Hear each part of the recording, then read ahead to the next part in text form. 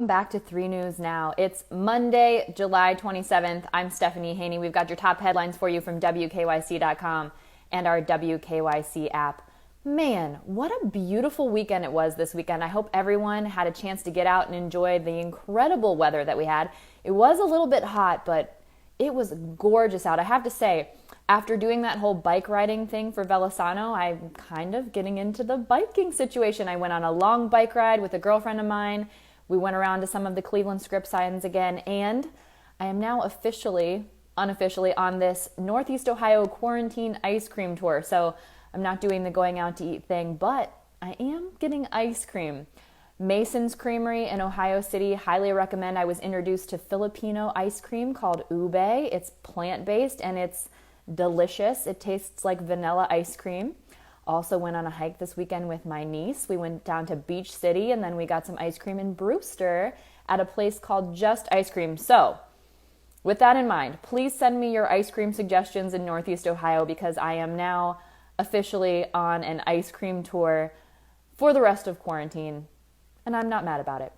Okay, here are the things that we're going to be covering for you today in our headlines. We start off with the continuation of the celebration of life of Representative John Lewis, the incredible civil rights leader who passed away last Friday. Then we're going to get you what you all want to know about possible $1,200 checks. It sounds like we might be getting another round of those in an upcoming stimulus package. We'll give you a recap on the coronavirus weekend numbers. Some of them looked pretty good for Ohio. And also a possible bar curfew happening in Columbus. We'll be watching that closely. That might have implications for what we can expect to happen in other areas of Northeast Ohio. Then we're going to check in with our 3 News sports analyst, Ben Axelrod. He'll be breaking down what happened over the weekend with Cleveland baseball as we returned to Major League Baseball here in Northeast Ohio. Plus, we'll give you an important election countdown and reminder, and we'll let you know how you can send something in to possibly be on the 5 p.m. TV show today. Okay, let's start off first with the continuation of the celebration of life for Representative John Lewis. His funeral procession is underway in Washington, D.C. right now. We have that live for you on our Facebook and YouTube pages and on WKYC.com. Representative John Lewis was known as the conscience of Congress. Now, he passed away last Friday at the age of 80 with cancer. This incredible civil rights leader represented Georgia in the House of Representatives since 1987. This is a man who was beaten and arrested for sitting at lunch counters, for sitting in bus seats that were designated for white people. And here's a reminder that these things were illegal for him to do when he did them. This was back in the 1960s. That was not that long ago, people. Here is a famous quote from Representative John Lewis that we could all do well to remember today. Do not get lost in a sea of despair. Do not become bitter or hostile. Be hopeful. Be optimistic. Never, ever be afraid to make some noise and get in good trouble, necessary trouble. We will find a way to make a way out of no way. That was a famous quote from Representative Lewis. And just a reminder that those things that he did when they were illegal, when he did them. Now, this is coming from a lawyer. I'm licensed to practice law in both Ohio and California. What is legal has never been a message of what is right. And let John Lewis's life be a reminder to us to stand up for what is right, like he did so many times, doing the difficult thing. There will be an invite-only ceremony at 1:30 p.m. at the Capitol Rotunda in Washington, D.C., as his body is making his way there right now in a procession. The general public will be able to pay their respects after that ceremony today and on Tuesday. They'll be able to do that from the east front steps of the Capitol building. Now, if you are going to be in that area, you need to remember that face masks and distancing will be required. His body will be in observance in Washington, D.C. for 2 days, and then that procession will make its way to Georgia on Wednesday morning. Now let's talk about something that people are very interested in. Another round of $1,200 checks sounds very possible. Congress is expected to release the next proposed stimulus package today. Now, yesterday on CNN, White House economic advisor Larry Kudlow said that $1,200 checks to Americans will be included in this upcoming recovery package. Now, this will probably be based on, according to what officials have said the same guidelines that were in place previously. So whatever check you previously received is most likely to be the same check that you will receive. There may be some difference in a payment for dependents, so that might be some fluctuation there. But it will be based on your salary, based on your previous tax return. So whatever you got before is likely what you will get again. Kudlow said the package will also include re-employment bonuses. So if you do go back to work, now that would be in lieu of that unemployment bump that we've been seeing, that $600 unemployment bump. Also retention bonuses and tax credits for small businesses and restaurants. Now about that $600 federal bump that people have been seeing in their unemployment benefits, that ended last week. So that's another reason we're seeing this proposal today. Congress is moving quickly and does expect to pass this quickly so that people see some sort of a continued federal benefit. But it might not be $600 and it might not be for everyone. Treasury Secretary Steve Mnuchin said that they do want to have something that pays people about 70% wage replacement. So this is to tackle that issue where some people were saying they were making more money on unemployment and some people were saying they were making the exact same of money on unemployment. So Mnuchin is now saying that they're aiming for 70% wage replacement, which he says he thinks is a fair level. So we don't expect to necessarily see a fixed number for that federal bump in addition to state unemployment benefits, but it would be a percentage of wages that are lost. So that calculation might be a little bit more complicated than what we're used to seeing at the state level, because we know at the state level, unemployment benefits get maxed out. So once you make more than a certain amount of money, everybody just gets that maximum amount. And then it's only below that certain threshold that people get prorated unemployment benefits here in the state of Ohio. Now, the House passed a bill in May with their version of what they'd like to see a second stimulus package look like. This one is expected to come from the Senate, and we do expect to see that today. Now, let's take a quick look at the weekend coronavirus numbers and recap what the weekend looked like. Right now, the total number of COVID-19 cases in Ohio is at 84,073. The presumed recovered number is at 58,465. So that's been hovering at about 68 to 70% of presumed recovered here in the state of Ohio. The total number of deaths is now 3,307. Yesterday, we got good news. We saw 889 new cases. Now, that's the first day that we've seen new daily reported cases below 1,000 in several weeks since early July. Yesterday, we also saw 10 new reported deaths, which was up from what we saw on Saturday. But on Saturday, we also had good news. There were no new reported deaths on Saturday, and it's been a long time since we've seen a day when there were no new daily reported deaths.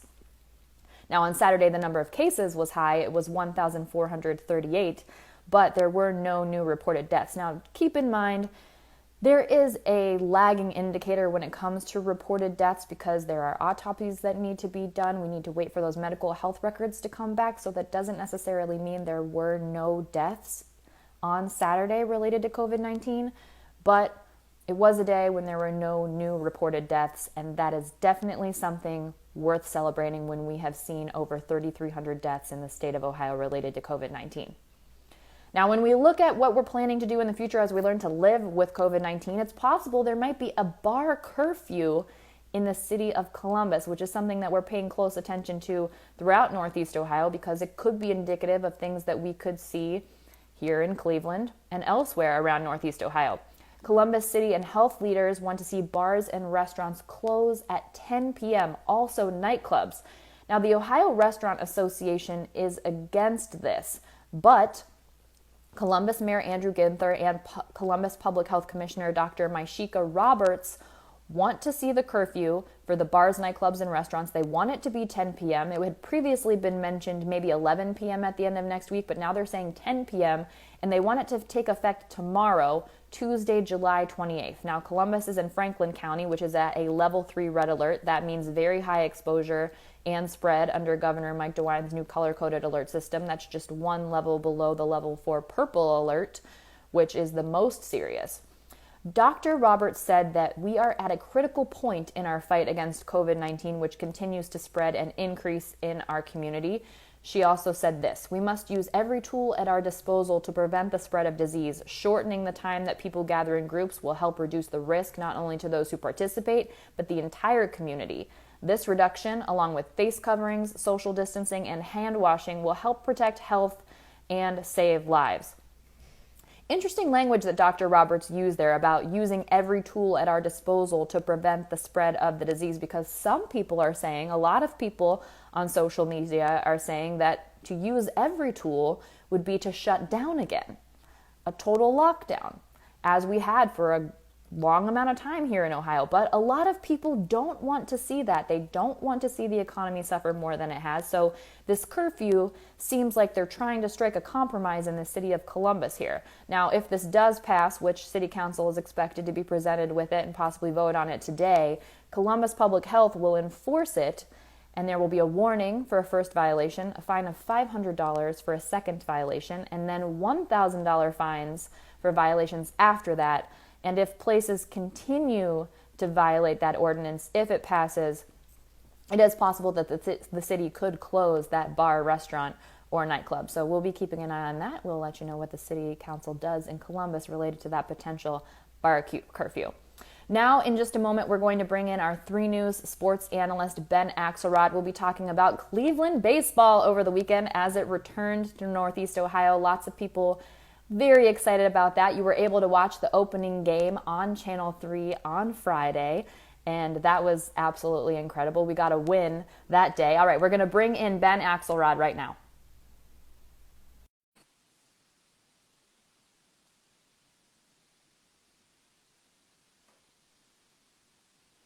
Hello, Ben. How are you doing today? I'm doing well. Hi, Steph. Thanks for joining us here on 3 News Now. We're very excited to be talking baseball with you again. Yeah, it's we'll see how long we get to do this, but yeah, definitely good to have baseball back this weekend, and for however much longer we'll have it in the future. We will definitely enjoy it while we can. And it was a pretty good weekend here in Cleveland as far as baseball goes. We won 2 of our 3 games against Kansas City. Yeah, you mentioned that home opener that was on WKYC on Friday night, the season opener. Shane Bieber threw a Indians record opening day, 14 strikeouts.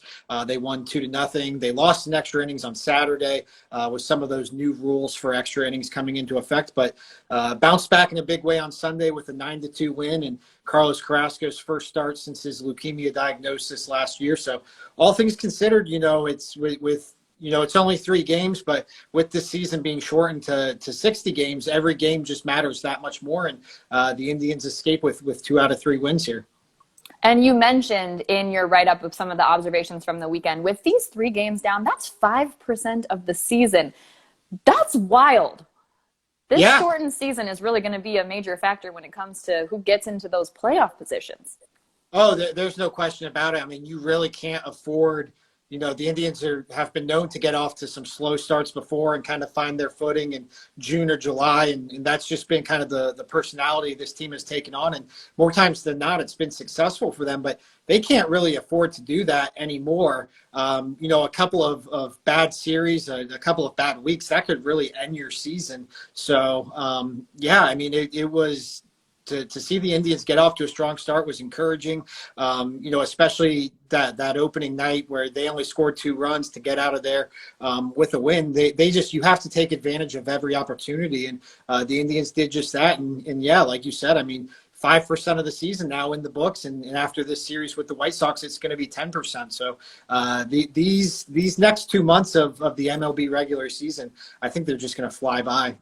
Now, you mentioned we got off to a strong start with the pitching, of course, with Shane Bieber, that opening day record, 14 strikeouts. That's an opening day record for Cleveland, for the franchise. Something where we did hit a little bit of a snag, though, was that new extra innings rule. That was kind of our downfall on game 2. Tell us about what happened there. Yeah, it's going to be interesting to see moving forward because the season's so short, because it's so compacted into really, 2.5 months. They don't want these games going long. We've seen in Cleveland, 15, 16 inning games, and games like that really destroy a bullpen just with the amount of guys you have to put in there. Guys getting tired. There's going to be not a lot of off days. Guys aren't getting a lot of rest in between these games. So they want to shorten these games. So what they did, and actually it's a rule that they've had in place in the minor leagues for the last 2 years, is each half inning of extra innings, a runner starts on second base. It's the guy who made the last out the previous inning. He starts on second base, although you can pinch run him. So on Saturday, the Indians found themselves in extra innings with the Royals. And the Royals, because they were the away team, they came up first and they got their runner in. I mean, they scored pretty much right away. They scored a run. So the Indians come up, they have their runner on second base. They actually got another guy on base. So they had two guys on with no outs, but they couldn't manufacture the runs. They wound up, just getting 3 outs at the plate, really. So they're going to have to maneuver, because a lot of people are saying, well, the Indians should have bunted. And if you bunt, you basically guarantee that you get one of the runs in. Whereas, if you swing away, maybe you get both of them in and you can win the game there. So it's interesting because, in baseball, there's a lot of analytics that are based off of data that from having studied situations, because baseball has such a vast history. With this is something completely new, at least at the major league level. So they're still kind of learning how to approach this. So if the Indians come up again in the same situation tonight against the White Sox, maybe Terry Francona bunts and it's a different situation. I think that's so fascinating that they sort of have the analytics to back that up. It kind of reminds me of playing blackjack. You know what you're supposed to do every time because there are so many odds on it. But this being a new situation, it's definitely new territory in so many ways for Major League Baseball.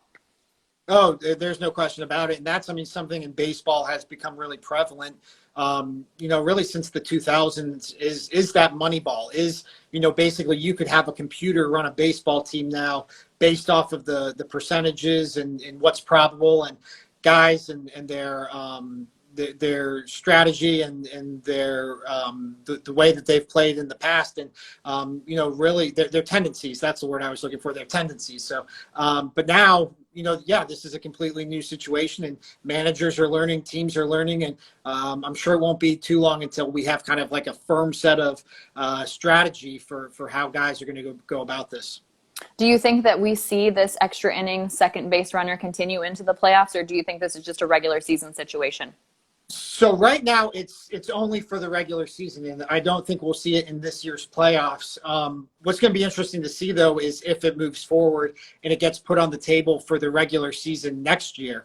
Because like I said, this is something they were experimenting with already in the minor leagues. I think baseball's very conscious that some of their games do drag, and that can be a turnoff for fans, and that they want to shorten up some of these games and, kind of just get to it. So it was interesting because after the game, Mike Clevenger tweeted how he hated the rule. And go figure, he hated it because he was the pitcher in the game who he didn't lose for the Indians. He was out of the game by that point, but it could have been a game he was on the hill for a win for, and it wound up being a loss. So, but then, he was going back and forth with former Indian Trevor Bauer about it, and Trevor Bauer seemed to be more in support of it. So I haven't seen it get a lot of widespread support from players or fans to this point, but it is still new, and baseball's kind of been slow to adopt some changes. So it's going to be, like I said, the playoffs, so far the plan is not to use it. The plan is to go back to the normal rules, but it'll be interesting to see if maybe next regular season, if this gets put on the table as a potential rule change.